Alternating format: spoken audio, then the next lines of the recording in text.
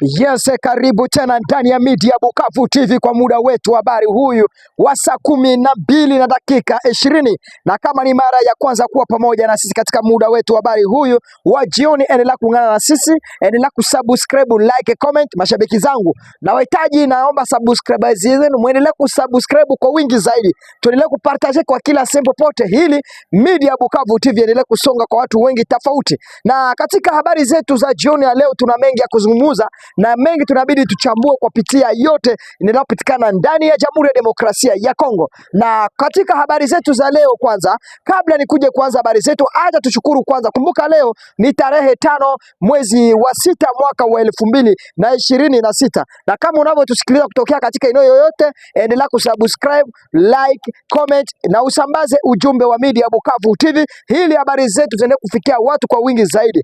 Mashabiki wangu kutokea ndani ya Ebikota, ndani ya Centre Ville ya Lubumbashi, ndani ya eneo ya Katanga, Manyema, Kindu na kuelekea upande wa Sud Kivu na upande wa Nord Kivu na kuelekea mara moja ndani ya uko mara moja Ituri na ndani ya kapitali ya Kinshasa. Naendelea kuwashukuru zaidi mashabiki zangu, endelea kuwa pamoja na sisi.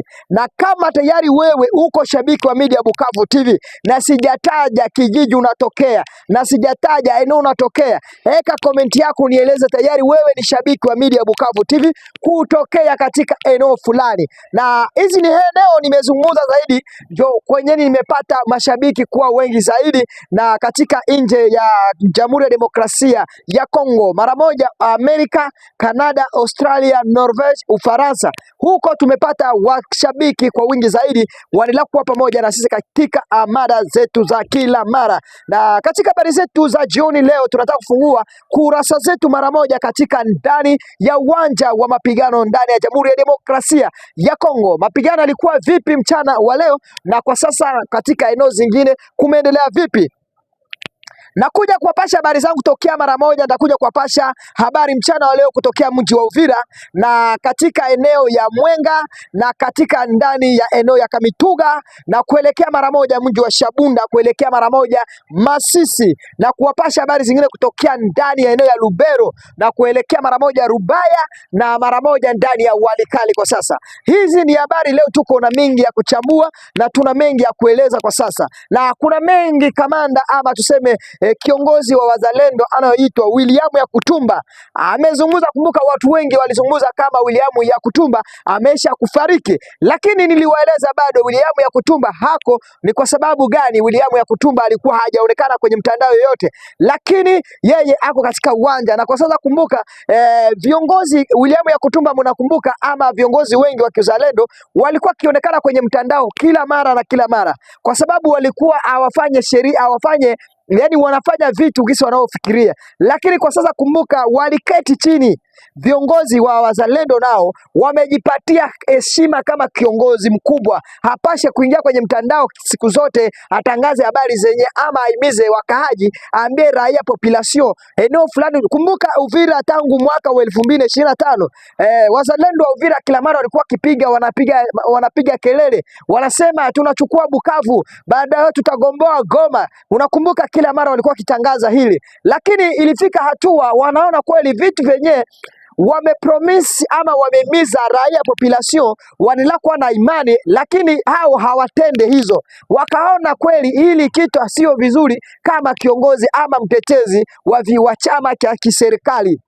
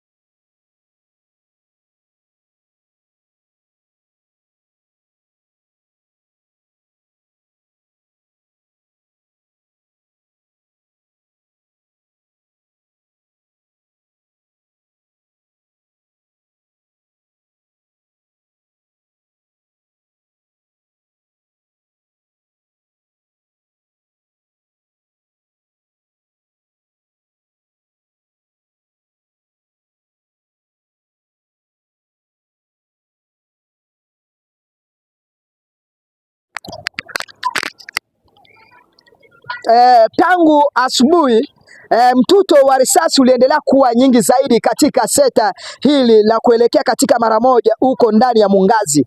Mapigano aliwaka kabisa zaidi kwa sasa, mpaka serikali kwa jeshi la wazalendo walipambana hili waingie katika eneo ya Katobo, pamoja na FARDC walipigana leo zaidi. Mpaka kwa sasa mapigano haya hatujajua wanani wanaoshindwa upande la FARDC na wazalendo na M23. Na katika eneo inaitwa Kibati mapigano kumbuka alikuwa katika tangu tarehe moja mpaka leo mapigano yalikuwa eneo ya Kibati. Eneo ya Kalembe, ndani ya sekta ya Kalembe nako kulionekana mzugu ama mzozo wa risasi mtutu mno zaidi, na kama unavyonisikiliza mara moja kumbuka mapigano haya inaendelea kuwaka moto kwa zaidi.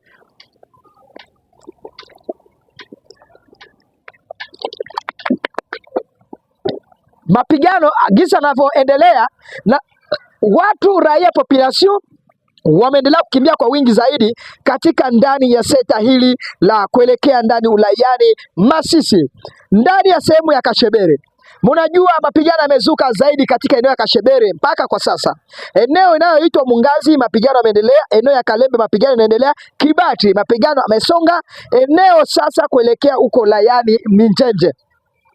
Mapigano yameendelea kusonga mbele Minjenje na kuelekea eneo ya Mpeti. Kwa sasa raia population wote walikuwa katika sekta ya Kalembe, eneo ya Kalembe, eneo ya Mungazi, ndani eneo ya Kashebere kuelekea Kibati, ndani ya Katobo, wote wamekimbilia katika eneo ndani ya uko layani Minjenje na kuelekea Mpeti. Hizo ndio sekta kwa sasa FARDC wanaendelea kumiliki katika eneo za uko Walikali. Na hatua wanajeshi ama raia population wa Minjenje waliona mituto ya risasi kutokea katika eneo inaitwa Kalembe na Katobo, mara moja wakatoka ndani ya Minjenje kuelekea mara moja katika eneo ya Mpeti. Na kwa sasa kupitia mashambulizi haya yameendelea kuonekana katika sekta hii, raia ama population wote wamekimbia, lakini vijiji vya Kalembe, eneo ya Mungazi, Kibati na sehemu zingine tofauti huko eneo ya Kalembe na sehemu zingine za Katobo, tayari population raia hizi ni sehemu zimebaki kwa mikono ya jeshi la FARDC na wazalendo. Katika habari zetu zingine mara moja tunafungua kurasa zetu kuwapeleka mara moja generale wa FARDC anaitwa Ruibasira Runyumbo Obedi wa jeshi la FARDC ameteuliwa kwenye kiti chake kuwa kiongozi ama komanda militaire de alikuwa mwalimu wa wanafunzi wa kijeshi. Kwa sasa ameteuliwa kwa sababu kuwa msaliti kwa serikali ya Jamhuri ya Demokrasia ya Kongo. Kwa kuteuliwa mara moja wameweka mtu mwingine mara moja, na huyu generali alikuwa umoja kwa kabila ya Wanyamulenge. Kwa sasa aliteuliwa kwa kuwa yeye ni msaliti, alikuwa akipeana habari kutokea ndani ya chama cha serikali. Na kwa sasa hili ni taarifa niendelea kuwapasha ndani ya media Bukavu TV. Kinshasa, jana tarehe 4 mwezi wa 5 mwezi wa 6 mwaka wa 2026 mara moja viongozi vya chama vya serikali vile wale wapinzani waligundulika katika eneo, wanaendelea kufanya mikutano, kwa sababu kumbuka ndani ya serikali kunaendelea kwa waopoza pamoja na wenye yuko kwenye serikali, na waopoza mbingu yao wanataka kubadilisha ama kubomoa serikali yenye yupo kwa sasa. Kwa sababu gani? Wamepingana na kauli kusema kwa kubadilisha mkataba ama kubadilisha constitution, lakini hili linaendelea kupitia ama wale wa viongozi wale wamekataa kukubaliana na serikali ya Felix Tshisekedi, na nia yao ni kuondoa mara moja Felix Tshisekedi katika kiti chake anavyoongoza. Kumbuka wengi hawakubaliani na Felix Tshisekedi kwa sababu jinsi anavyoendesha miradi watu wengi haiwafili. Kwa sasa ndio tunajipata kwa sasa raia population wamoja wako upande wa serikali na wengine wako upande ya maopoza, na hili linakuja kuleta changamoto katika ndani ya maeneo yote ndani ya Jamhuri ya Demokrasia ya Kongo. Tuje kupatana kwa habari zetu za saa 1 kamili asubuhi tarehe 6 mwezi wa 6 mwaka wa 2026. Kesho itakuwa ni siku ya Saturday samedi. Watu wale wanaenda Sabato, tunawatakia Sabato njema, ili Mwenyezi Mungu atakuwa pamoja na nyinyi, na wale watakuwa nasi katika media tutakuja kupatana habari zetu za asubuhi mapema. Nawatakia heri njema, tuje tupartage, tupeleke. Kumbuka tout le monde congolais, vous avez, tukue pamoja, tuungane mkono, tujenge Kongo. Kongo halitajengwa na vita, Kongo litajengwa na umoja na upendo bila usaliti. Usaliti kimalizika ndani ya Kongo, Kongo litakuwa paradiso na kila mtu atatamani kuingia ndani ya nchi ya Kongo. Nawatakia heri njema, Mungu awe pamoja na nyinyi. Bye bye, thank you so much.